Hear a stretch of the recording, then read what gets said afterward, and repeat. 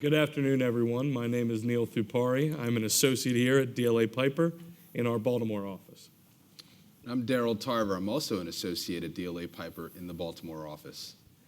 Darryl and I are both honored to be here today with our esteemed panel.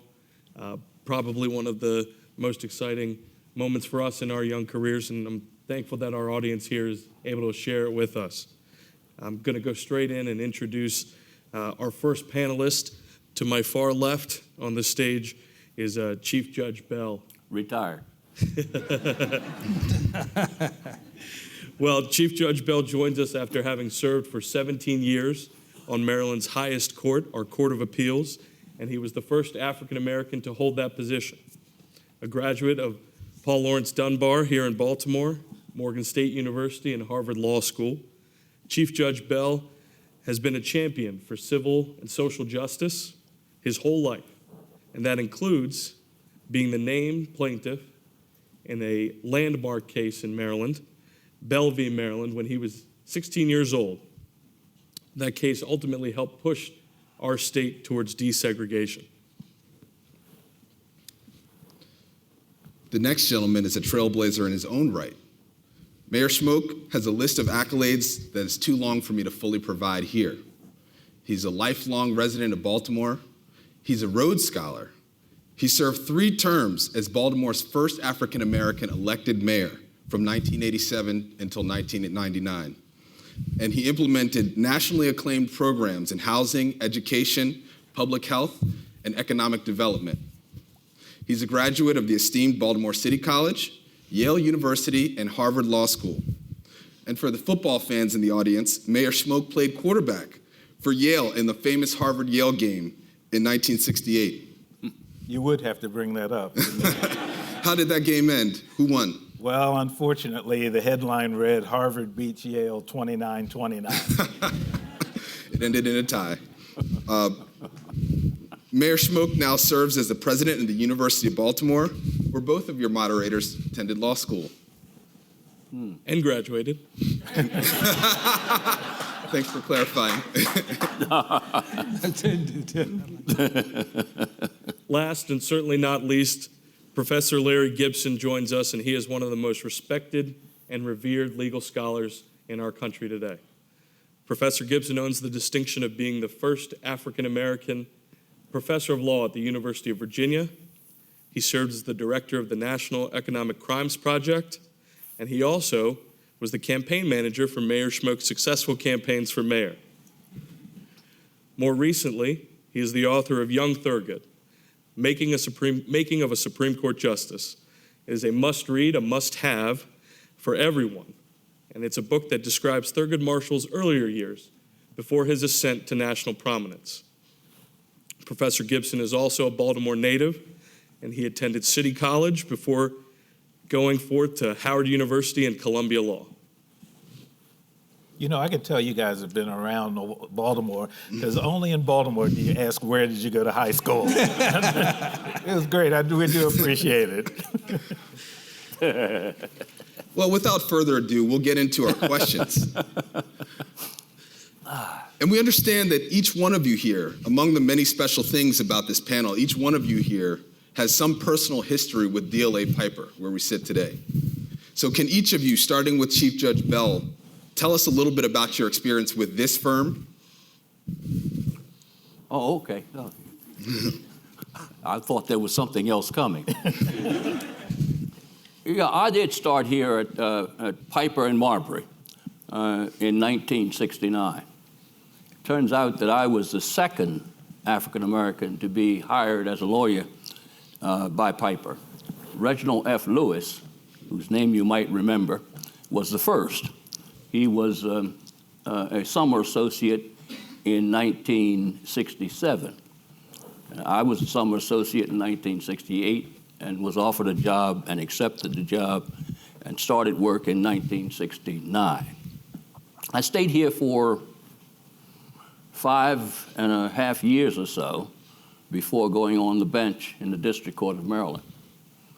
And I must tell you that I came to Piper because two things.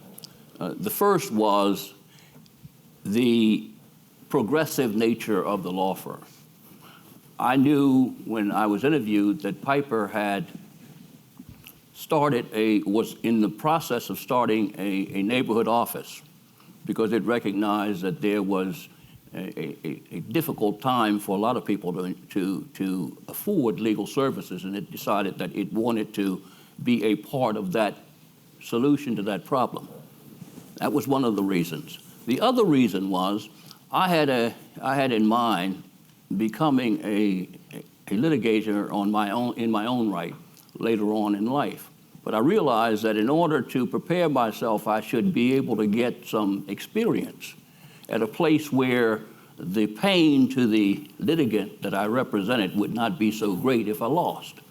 So I came to Piper with the idea of getting the background, the undergirding that I needed to prepare myself for later life. Of course, as you know, I never got the chance to go into private practice on my own. I ended up going on the bench. But I had a tremendous experience at Piper because when I started, I realized that they were interested in what I could accomplish, what I could do. They were not interested in hiring me because I was African American. And I started to work immediately on some significant projects. When I was a summer associate, for example, I was assigned to do a settlement on the newly developing Columbia, Newtown. And I went to New York and I did in fact handle that settlement. I was entrusted with handling the leasing work for First National Bank throughout my career, and I worked with Jack Jones, who was the person who put together the real estate for the Columbia Newtown. And I learned a good deal about how you practice law. And in fact, I learned that it is important to have a strong work ethic, but that it was also important not to allow that work ethic to cause you to endure too much stress. So my experience at Piper and Marbury was truly an essential part of what has enabled me to proceed to the progress that I've made. I learned a good deal from being here, was entrusted with responsibility, understood from those responsibilities that how important it was to apply oneself appropriately and that it is possible to succeed. Outstanding. Let me, do you want me to answer the same question? I was going to ask you the Sure. exact same question. I just wanted to say I had the honor of working with Judge Bell. He was a partner here when I wasn't a partner, an associate. He was an associate, okay. But I worked with him when I came here. But I actually had a real life-changing experience as a summer associate here. Many people will know, and I know Larry has heard this before, I grew up here in Baltimore, and people always ask me, what do you want to be when you grow up? And I was kind of a nerdy guy, and I said, I want to be mayor of Baltimore. And I had actually said that since I was 8 years old. But I had, there was a partner here named Roger Redden, who I worked with in the summer. And he asked me this question. He said, what do you want to do with your law degree? And I said, I want to be mayor of Baltimore. And he said, Kurt, I didn't ask you what you wanted to be, I asked you what you wanted to do. That was a moment that it really stuck with me because I said to myself, my God, I've been thinking all this time about status and really not what I wanted to do had I achieved that. And I went back to law school with a completely different frame of mind, thinking about after I finish, what did I want to do? What kind of contribution, and not necessarily what I wanted to be. And that was a major, that had a major impact on my life. That's terrific. Thank you, Mr. Mayor. Professor Gibson, I understand that although you chose not to start your career at DLA Piper, and like Chief Judge Bell said at the time, it would have been Piper and Marbury, you did receive an offer here, and you chose to join Brown, Allen, Dorsey, and Josie, a legendary minority law firm of that era. Well, it's a little more complicated than that. The year It was 1966, and I was in my second year in law school. In Baltimore, there were no African Americans in non-African American law firms, and so I just said, "Let me check out this." I was at Columbia University, so I sent letters to the largest firms in the city, and I got interview offers at Piper and Marbury and Venable, Beecher and Howard. And I came down during the Christmas holiday and interviewed at both places and met two really extraordinary men, Matt DeVito at Piper and Marbury and Frank Bernahan at Venable, Beecher and Howard. And it was really a sort of a close call, but I ultimately decided to spend the summer between my last 2 years of law school at Venable, Beecher and Howard, and I had an outstanding offer from them to come there after a federal clerkship that I was able to secure. But as it turned out, I didn't go to Venable, Beecher and Howard either. The year that I clerked for Judge Frank Kaufman was the year 1967 to 1968. And it's in this period that there was this traumatic event, namely the assassination of Martin Luther King. Now, many people responded in lots of different ways to that assassination. Just about everybody was angry. There are people who rioted.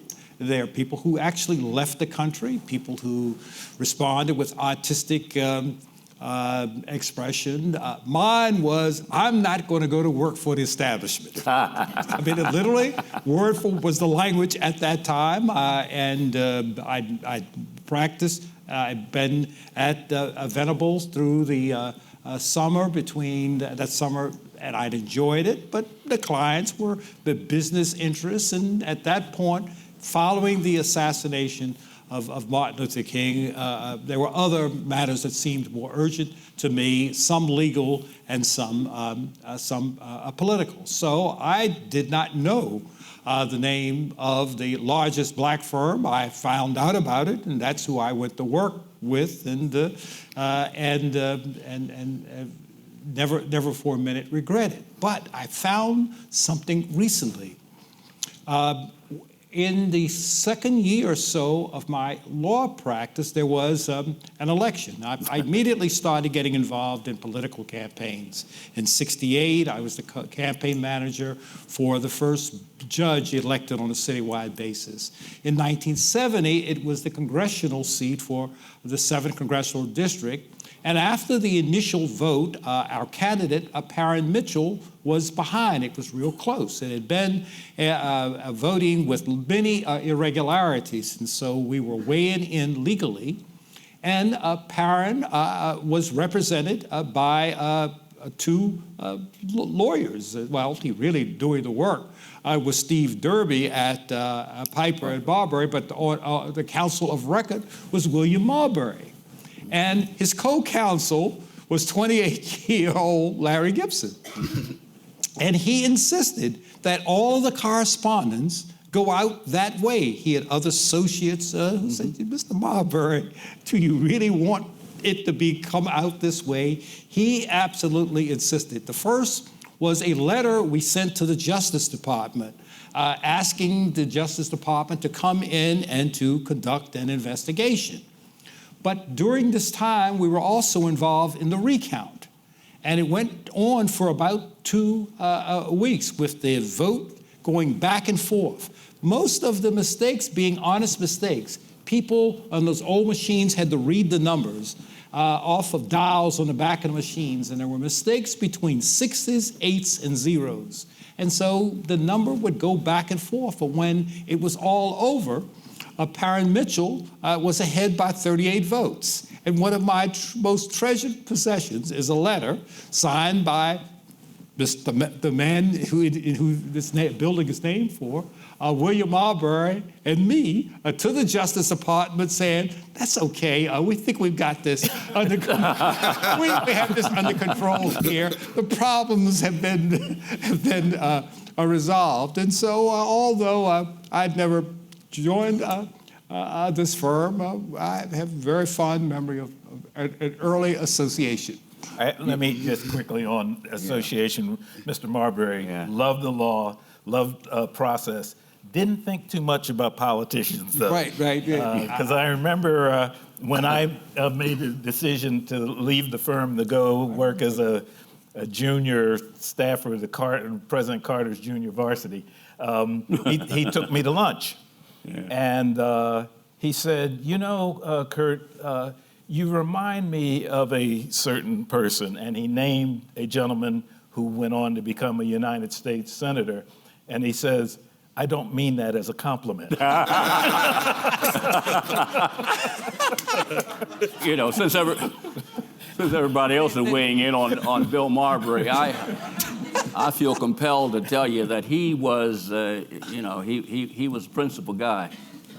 The thing that would impress me about him more than anything else was that he saw everybody as being equal to him. What he did in the case of Larry, it doesn't surprise me a bit. When he wanted to go to lunch or take you to lunch, he didn't call you and say, meet me at my office or come to my office. He walked down to your office, met you, and took you to lunch. And the discussions that you had at lunch was not him lecturing you, but it was a discussion, a real discussion. He was that sort of a person, and as fair a man as you'd ever want to meet. You know, he'd love what you're doing now on this celebration of the 15th Amendment. Mm-hmm. Well, thank you for mentioning that. I was just going to ask you, Professor Gibson, on this 150th anniversary year of the 15th Amendment, can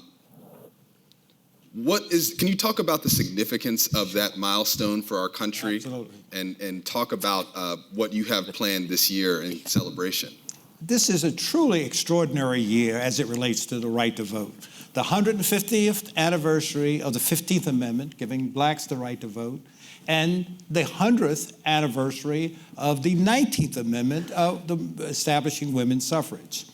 There are celebrations and events and about commemorating these events all over the country, but we're going to do something very special here in Baltimore. First of all, we're going to have a big event celebrating both of those, but we're going to do it in a special way. When the 15th Amendment was enacted, the national celebration of that was here in Baltimore. There was a massive, elaborate parade, 10,000 people, black and white, marching all over the city with floats and military units and the like. And there were good records kept of this event, lithographs drawn and very detailed accounts in the newspapers. So we're going to reenact that event on May the 17th,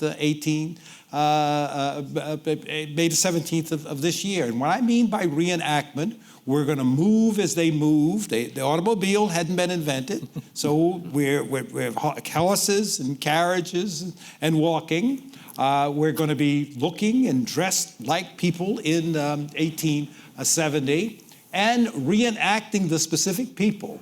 Mayor Schmoke, or President Schmoke, is going to be Frederick Douglass. I've got to get a wig.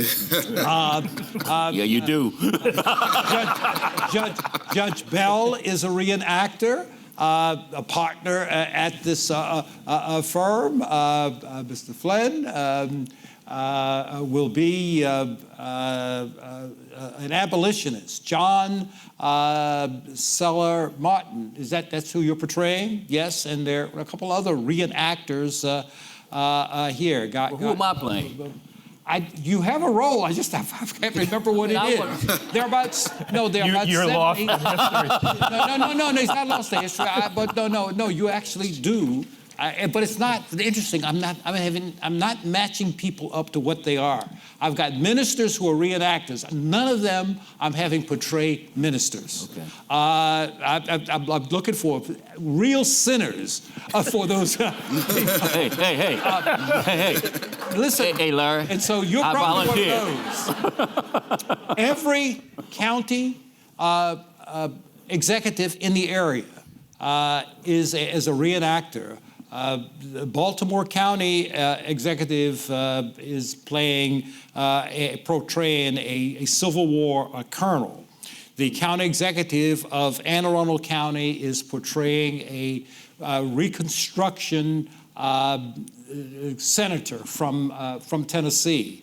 The lieutenant governor, Boyd Rutherford, is portraying a black congressman from South Carolina who was also the first dean of Howard University Law School. Yeah. So the presidents of our educational institutions, our political institutions, the current mayor is playing Isaac Myers.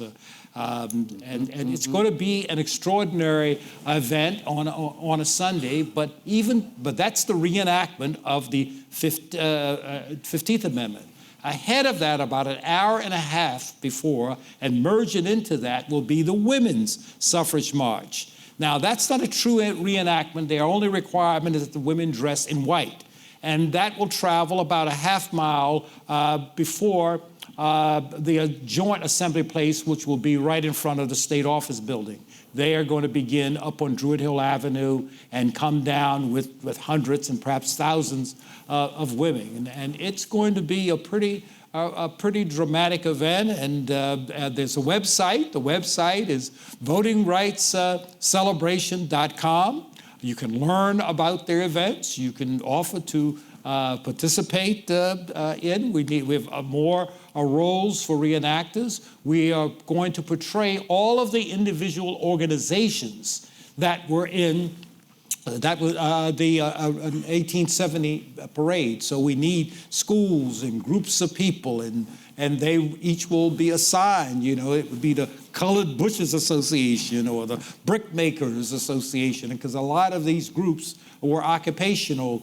Some were geographical, different parts of the state. So it's going to be, we think, a very dramatic day commemorating these two real important amendments to the U.S. Constitution. What's that website again? The website, again, is voting rights, www, which you really don't need, but we still say it, www.votingrightscelebration.com.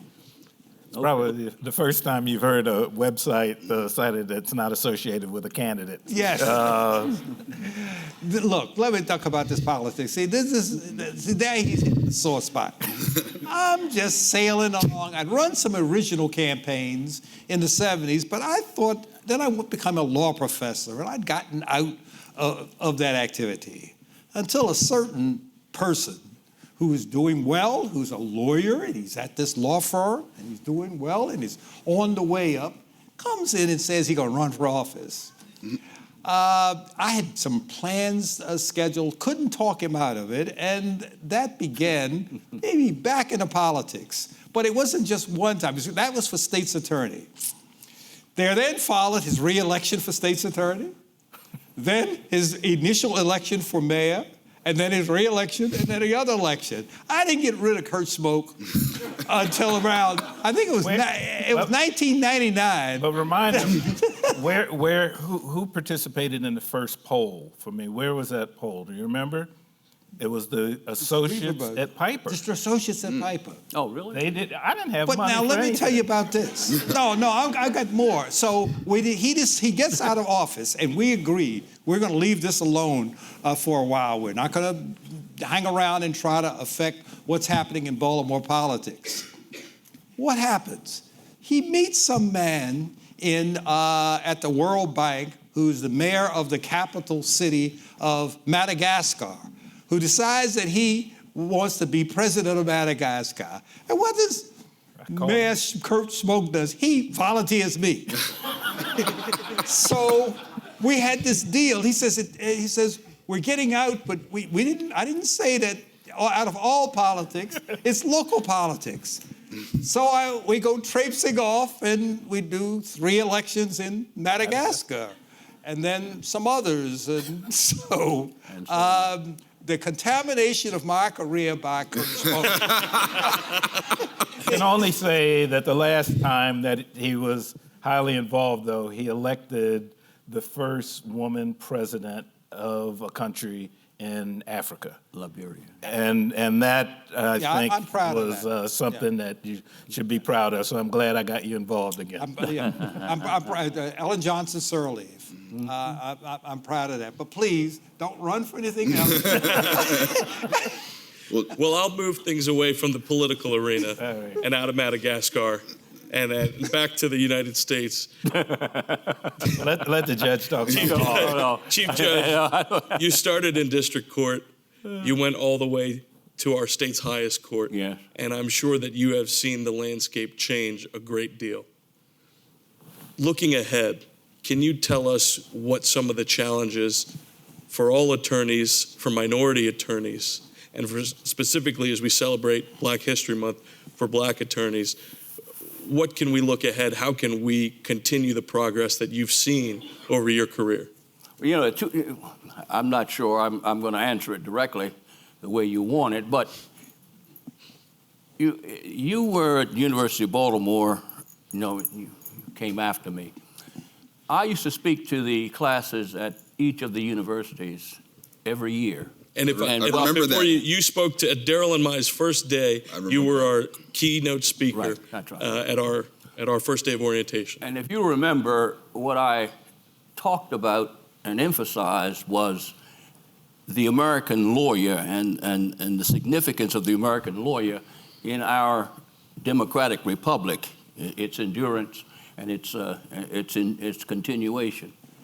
And I always recalled a speech by Robert F. Sweeney, who talked about the role of the lawyer, or the lack of a role of a lawyer, in the German Democratic Republic, and how those lawyers' inaction failed them, failed that republic, and it became a dictatorship under Hitler. And he ended that speech by saying, thank God for the American lawyer, because they are a special breed who understood that you needed to speak truth to power, to call out wrongdoing whenever they saw it. And as I have been witnessing what's been going on in our legal system over the last several years, I'm beginning to wonder whether or not the American lawyer deserves that kind of acclaim anymore. I'm wondering about whether or not the American lawyer really does speak truth to power anymore, whether they do call out wrongdoing, and whether they are going to be the last line of defense in a democratic republic. That's one thing. And I think lawyers have got to get back to the old days when they saw wrong and they called it out and they worked hard to eliminate it.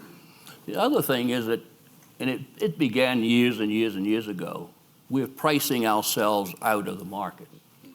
The expense, and Piper and Marbury saw that years ago, that the cost of legal services is outrageous. It's high. We can't afford, most of us, if we're honest, to hire ourselves, to represent ourselves. And if you look at the landscape nowadays, you're seeing fewer and fewer lawyers representing more and more litigants. They're representing themselves. Now the judges are the ones who talk about it all the time. But I suspect there are two reasons for it. One is the expense. But the second may very well be that these people are now wondering about the integrity of the legal system and those who represent it. And they are representing themselves for that reason. I think we need to, as lawyers, begin to go back to our roots and start to think about what it is that we need to do to keep that reputation that we once had. And I think that we need to do something to try to reinforce in the citizenry a belief in the legal system, our legal system, and in the need to continue this democratic republic.